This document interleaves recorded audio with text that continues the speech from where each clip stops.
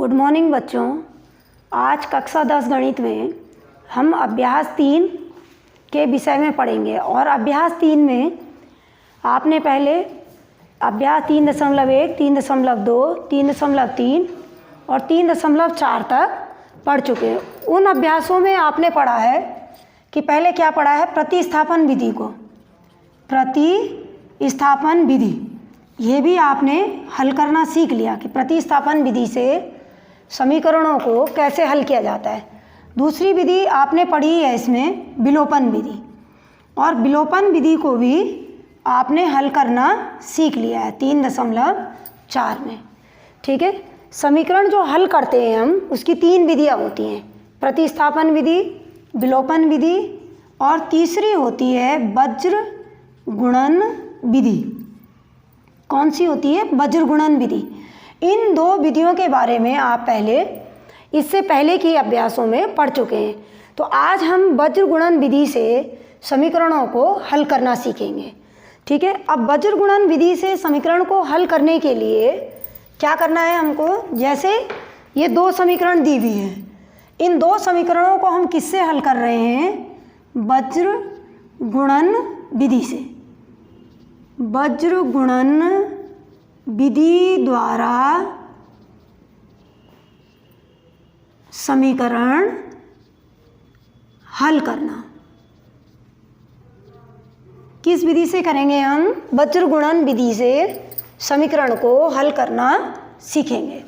ठीक है, सबसे पहले क्या करते हैं हम, वज्र गुणन विधि में समीकरण को लिख लेंगे 2x + y - 5 = 0। ये लिख लिया हमने सबसे पहले, ये बन गई हमारी समीकरण नंबर 1। दूसरी समीकरण क्या है? 3x + 2y - 8 = 0। ये हमारी समीकरण नंबर 2।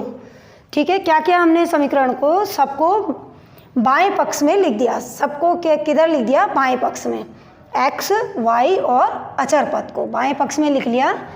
अब हम क्या करते हैं, इसकी तुलना करते हैं। हम तुलना किससे करते हैं? हमने ये देखा था कि समीकरण a1x + b1y + c1 = 0 और a2x + b2y + c2 = 0, ये हमारे पास समीकरण थी। ठीक है, इससे हम इन समीकरणों की तुलना इससे करेंगे। तो जो a1 होगा, a1 कितना मिला हमको? 2, और a2 कितना मिला हमको? 3। ऐसे ही b1 देखेंगे हम, b1 कितना है? 1 और b2 कितना है? 2। अब क्या देखेंगे हम? c1 कितना है? -5 और c2 कितना है? -8। ठीक है, अब वज्र गुणन विधि क्या होती है? देखो, वज्र गुणन विधि में हम यहाँ लिख लेते हैं x, यहाँ लिख लेंगे y और यहाँ लिख लेते हैं अचर पद, क्योंकि ये क्या है? अचर पद है। ये लिख लिया। अब इसका तरीका क्या होता है लिखने का? इसको ऐसे लिख लेंगे हम, यहाँ लिख लेंगे b, यहाँ लिख लेंगे c, यहाँ लिख लेंगे a और यहाँ लिख लेंगे b।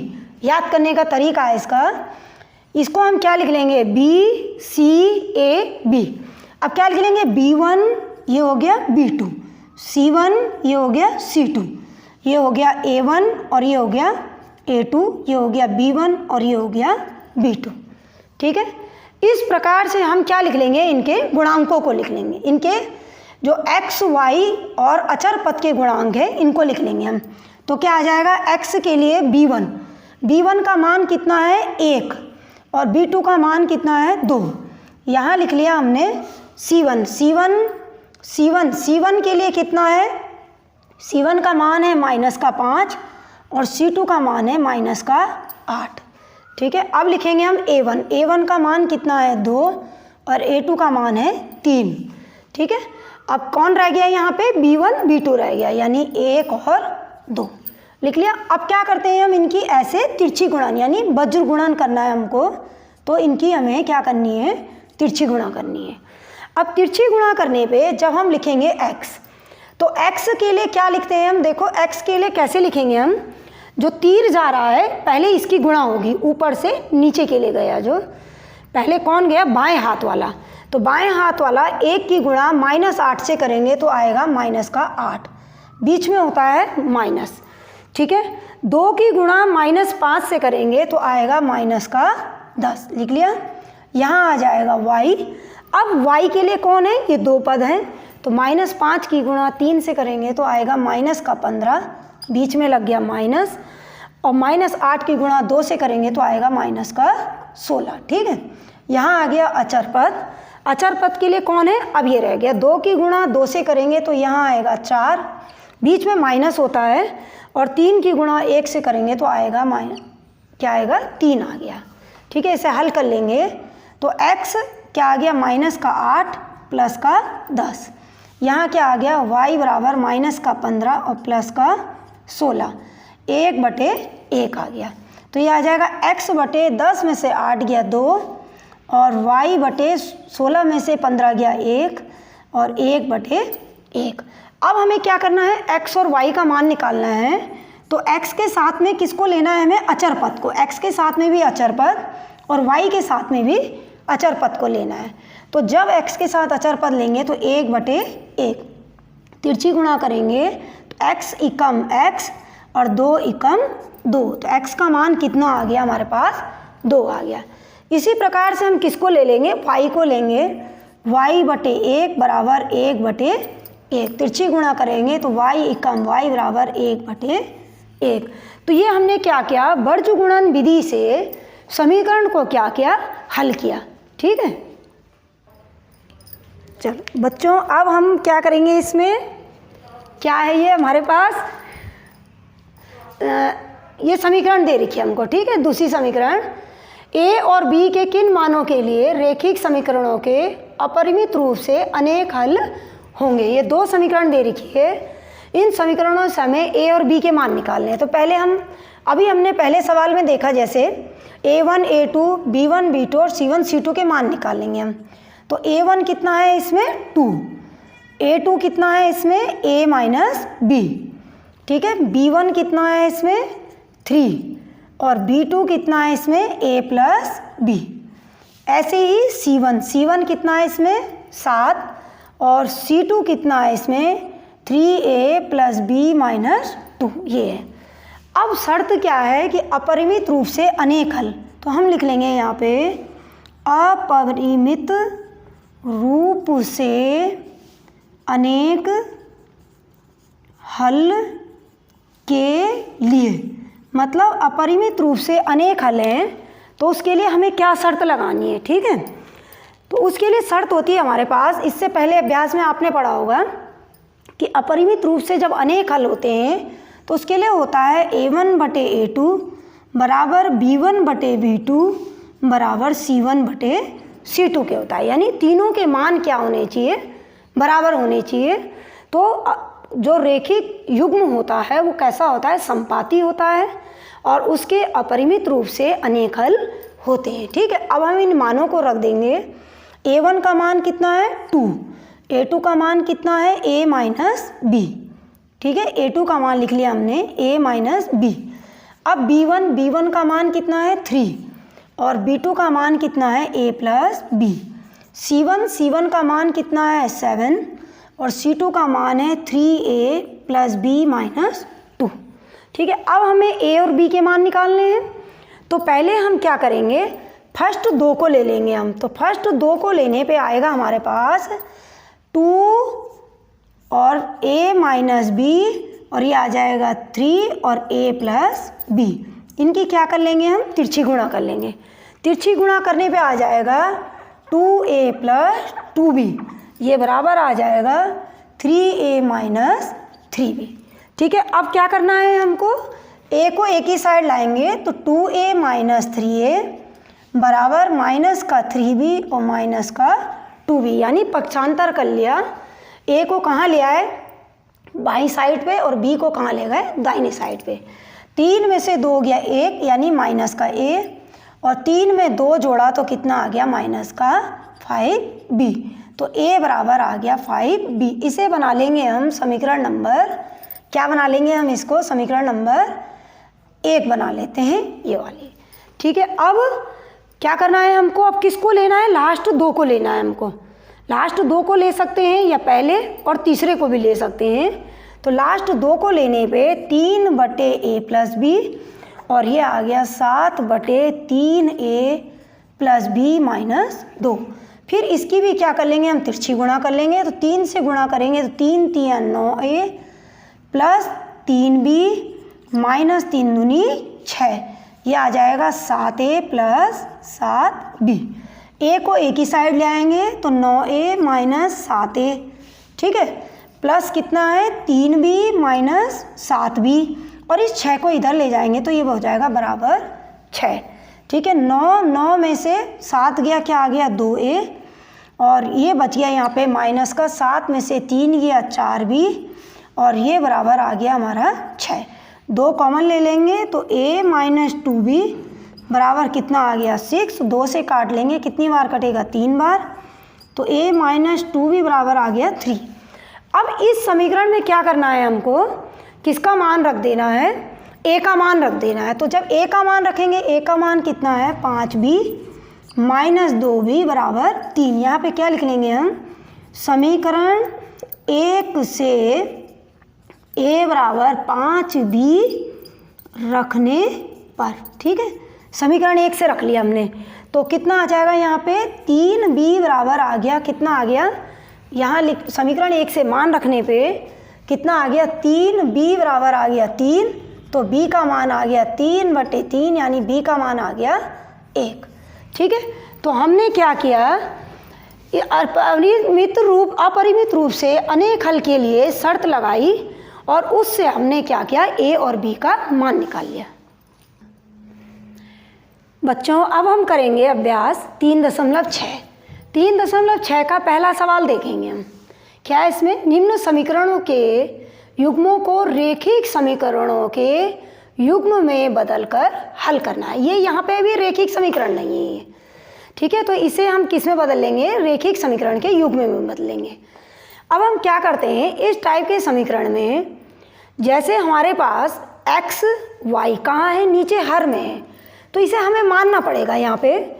तो हम लिख लेते हैं यहाँ पे माना, क्या लिख लेंगे हम कि माना 1/x को तो क्या मान लेते हैं हम, u मान लेते हैं, और 1/y को क्या मान लेंगे हम, v मान लेंगे, कुछ भी मान सकते हैं हम। अब जब हमने इस 1/x को u मान लिया तो u कहाँ चला गया, ऊपर u आ गया, और नीचे अगर 2 है तो यहाँ क्या आ गया /2, ठीक है। ऐसे ही क्या हो जाएगा 1/y क्या बन गया v/3 आ गया, ये बराबर हो गया 2, ठीक है। क्या किया हमने, क्योंकि हर में है यहाँ पे x और y किस में है, हर में है, हमें इन समीकरण युग्मों को रेखिक समीकरण में बदलना है और फिर उसे क्या करना है, हल करना है। तो हमने क्या किया, 1/x पूरे को मान लिया u और 1/y पूरे को मान लिया b। अब हम क्या करेंगे, एलसीएम ले लेंगे, तो एलसीएम आएगा 3 दूनी 6, 3 की गुणा u से करेंगे तो 3u, 2 की गुणा v से करेंगे 2v बराबर हो गया 2। तिरछी गुणा कर लेंगे, 3u प्लस 2v बराबर 6 दूनी 12, ये बनेगी हमारी समीकरण नंबर 1, ठीक है। अब हमने क्या करना है, दूसरी समीकरण है हमारे पास। दूसरी समीकरण में क्या है कि 1/3x है, तो 1/x क्या बन गया u, और बटे आ गया 3, प्लस 1/2y, 1/y बन गया v, और बटे आ गया 2 बराबर 13/6 लिख लिया।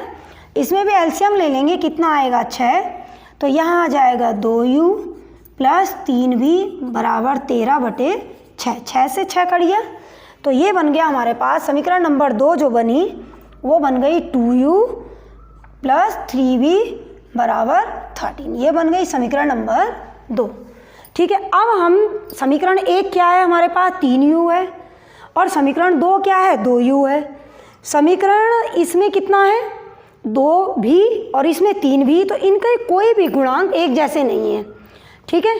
तो इसलिए हम क्या करते हैं, इस टाइप की समीकरण में हम इनको एक दूसरे के गुणांक से गुणा कर देंगे। जैसे अगर हमें u बनाना है एक जैसा, तो समीकरण 1 को किससे करेंगे, 2 से गुणा करेंगे, तो यहाँ हम लिख लेंगे समीकरण, यहीं पे लिख लेते हैं कि समीकरण 1 को तो हम किससे गुणा कर रहे हैं 2 से, तथा समीकरण 2 को किससे गुणा करेंगे हम 3 से गुणा करने पर, 3 से गुणा करने पर। अब ये गुणा क्यों किया हमने? क्योंकि हमें इनके गुणांक एक जैसे बनाने हैं और हम u को एक जैसा बनाना चाह रहे हैं। तो u को हम कितना बनाना चाह रहे हैं? 6। तो क्योंकि यहाँ पे 3u है, अगर इसे 2 से गुणा कर देंगे तो ये भी बन जाएगा 6। यहाँ पे 2u है, इसे 3 से गुणा कर देंगे तो ये भी बन जाएगा 6। तो समीकरण 1 को हमने किससे गुणा कर रहे हैं? हम 2 से।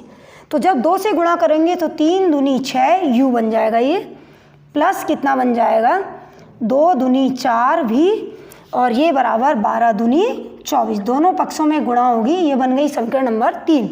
समीकरण 2 को करेंगे किससे? समीकरण 2 को 3 से कर रहे हैं, तो 3 दूनी 6u प्लस 3 तिया 9 भी, और बराबर 13 तिया 39। ये बन गई समीकरण नंबर 4। अब हम इनको हल कर लेंगे। तो विलोपन विधि से हल करने के लिए ये दोनों क्योंकि प्लस के हैं तो माइनस लग जाएगा, इसका प्लस का उल्टा चिन्ह माइनस, ये भी प्लस है, इसका उल्टा चिन्ह माइनस। काटने वाली संख्या को देखते हैं हम। तो 6u से 6u कट गया। अब 9 में से 4 गया, कितना बचा? 5 भी, और 39 में से इसको घटाएंगे तो ये कितना बचेगा? 15। दोनों के आगे माइनस आएगा और माइनस से माइनस क्या हो जाएगा? कैंसिल हो जाएगा। तो v बराबर आ जाएगा 3। ठीक है। अब जो v बराबर 3 आया है, इस मान को हम समीकरण 2 और 3 में से किसी में भी रख सकते हैं। तो हम यूँ लिख लेंगे v बराबर 3 समीकरण 2 में रखने पर। समीकरण 2 में रख लेते हैं। समीकरण 2 में रखने पे समीकरण 2 क्या है हमारे पास?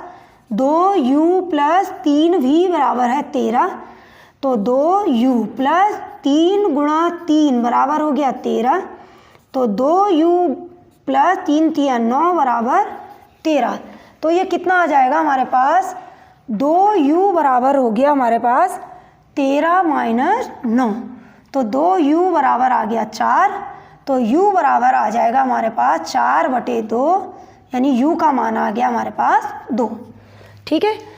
v का मान आ गया 3, u का मान आ गया 2। लेकिन हमारा जो सवाल है वो किस में है? xy में है, इसलिए हमें u और v के मानों को लौटाना पड़ेगा जो हमने माना हुआ था। ठीक है। तो हमने माना हुआ क्या था कि u बराबर माना था हमने 1/x। u का मान कितना है? 2 बराबर 1/x हो गया। इसके नीचे 1 लिखने पे तिरछी गुणा कर लेंगे तो 2x बराबर हो जाएगा 1। तो x बराबर हो गया 1/2। तो x का मान कितना आ गया हमारे पास? 1/2 आ गया। इसी प्रकार से v बराबर कितना है हमारे पास? 1/y। और v का मान कितना है हमारे पास? 3 बराबर 1/y। 1 मान लेंगे, तिरछी गुणा करेंगे, 3y बराबर 1। तो ये आ गया हमारे पास y बराबर 1/3। तो इस प्रकार से हमने क्या किया? समीकरणों के युग्मों को पहले हमने रेखिक समीकरण में बदला और उसके बाद उनका क्या किया? मान ज्ञात किया हमने। बच्चों अब हम इसका अगला सवाल करेंगे। देखो अगले सवाल में क्या है? हमको रेखिक युग्म रेखिक समीकरण दे रखी हैं 2, 10/x plus y plus 2/x minus y बराबर 4। दूसरी क्या है? 15/x plus y minus 5/x minus y बराबर -2।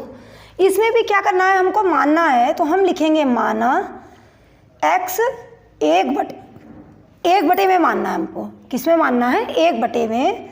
1/x प्लस वाई बराबर मान लेंगे u, और 1/x माइनस वाई बराबर मान लेंगे हम b। क्योंकि देखो यहाँ पे x प्लस वाई है, यहाँ भी x प्लस वाई है, यहाँ x माइनस वाई है, यहाँ पे भी x माइनस वाई है।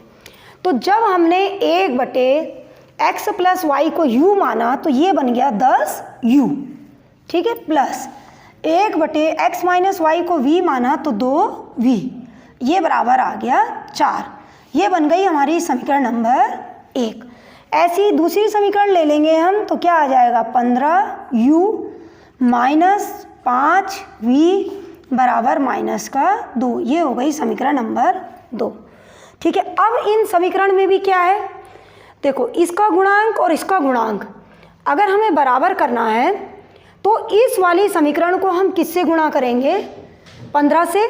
और इस वाली को किससे करेंगे? हम 10 से करेंगे। हम भी को भी बना सकते हैं, इसको 5 से गुणा करके और इसको 2 से गुणा करके। तो हम क्या लिख लेंगे यहाँ पे? समीकरण 1 को तो किससे, इससे गुणा कर देंगे, और समीकरण 2 को किससे कर देंगे, 15 से गुणा कर देंगे। तो समीकरण 1 को 10 से तथा समीकरण 1 को किससे करेंगे हम, हमें समीकरण 1 को किससे करना है, 15 से, तथा समीकरण 2 को हम किससे गुणा करेंगे, 10 से गुणा करने पर, 10 से गुणा कर देंगे हम, गुणा करने पर समीकरण 1 को 15 से तथा समीकरण 2 को 10 से गुणा करेंगे। तो जब समीकरण 1 को 15 से करेंगे तो 15 दाएं की 150, क्या आ जाएगा u प्लस 15 दूनी 30 v बराबर आ जाएगा 15 चौको 60। समीकरण नंबर 3 बन गई है। ठीक है, अब दूसरी को किससे करना है, 10 से करना है। तो 10 से करने पे 15 दाएं 150 u माइनस 10 पंजे 50 भी बराबर माइनस का 10 दूनी 20। समीकरण नंबर 4। अब क्या हो गई, ये दोनों u और v एक जैसे हो गए, हम इसे विलोपन विधि से हल कर रहे हैं। तो यहाँ आ जाएगा माइनस, इसका उल्टा चिन्ह होगा प्लस, इसका उल्टा चिन्ह होगा प्लस, तो ये कट गया। अब ये दोनों जुड़ गए तो कितने आ गए, 80v बराबर ये भी कितना आ गया, 80 आ गया। तो v का मान आ गया 1। ठीक है, अब जो v का मान आया है इसे हम समीकरण 3 और 4 में से किसी में भी रख सकते हैं। तो v बराबर 1 किस में रख लेंगे हम, समीकरण 3 में रखने पर, समीकरण 3 में रख लेंगे। तो समीकरण 3 लिख लेंगे। समीकरण 3 क्या है हमारे पास, 150u प्लस 30v बराबर कितना हो गया, 60। ये कौन है, समीकरण 3। तो समीकरण 3 में किसका मान निकाला हमने, v का मान। तो 150u बराबर 30 गुणा 1 बराबर 60। तो 150u यहाँ पे क्या है, प्लस है, तो प्लस 30 बराबर 60। तो 150u बराबर 60 माइनस 30, तो कितना आ जाएगा, 150u बराबर, अब 60 में से 30 गया तो कितना आएगा, ये कितना आ गया यहाँ पे 90, 60 में से 30 गया, 30 आ गया। ठीक है, क्या किया हमने पहले, v का मान कितना आया, 1 आया, v के मान को समीकरण 3 में रख दिया। समीकरण 3 लिख ली, 150u प्लस 30v बराबर 60। v का मान कितना है, 1, तो 30 एकम 30, 60 में से 30 घटाएंगे तो कितना आएगा, 30 आएगा। तो u बराबर हो जाएगा 30 बटे 150। ठीक है, काट देंगे तो कितनी बार कटेगा, 3 एकम 30 एकम 30 और 30 पंजे 150। तो u का मान आ गया 1/5। ठीक है, अब सवाल क्या है हमारा, x और y में है सवाल। तो हमें तो x और y के मान ज्ञात करने हैं, तो इन मानों को लौटा देंगे। u का मान, u को क्या माना है हमने, u बराबर है हमारे पास कितना है, u बराबर 1/x प्लस y के है। ठीक है, और u का मान कितना है, 1/5 बराबर 1/x प्लस y। तो x प्लस y बराबर आ गया 5। समीकरण नंबर कितनी बना लेंगे हम इसको, समीकरण नंबर 5 बना लेंगे। ठीक है, अब इसी प्रकार से v बराबर कितना है हमारे पास, 1/x माइनस y, और v का मान कितना है, 1 बराबर 1/x माइनस y। तो x माइनस y बराबर आ गया 1। ये बन गई समीकरण नंबर 6। ठीक है, अब यहाँ पे क्या है, क्योंकि x और y फिर से हमें क्या मिल गए, रेखिक युग्म मिल गया, इसलिए इसे हल करना पड़ेगा। तो यहाँ लिख लेते हैं हम समीकरण नंबर 5 लिख लेंगे इसके नीचे। तो समीकरण नंबर 5 हमने क्या की, समीकरण नंबर 6 में 6 के नीचे लिख ली। तो अब माइनस हो जाएगा, ये भी हो गया माइनस और ये भी हो गया माइनस, ये कट गया। तो कितना आ जाएगा यहाँ पे, माइनस का 2y बराबर आ जाएगा माइनस का 4। तो y बराबर आ गया 2। y के मान को कहाँ रख देंगे हम, y बराबर 2 समीकरण किस में रख लेंगे हम, 5 में रखने पर, समीकरण 5 में रखने पर समीकरण 5 लिख लेंगे। x प्लस वाई बराबर 5, तो x प्लस 2 बराबर 5, x बराबर 5 माइनस 2, तो x बराबर आ जाएगा 3। तो इस प्रकार से रेखिक समीकरण को हल करने पे हमने x और y का मान ज्ञात किया।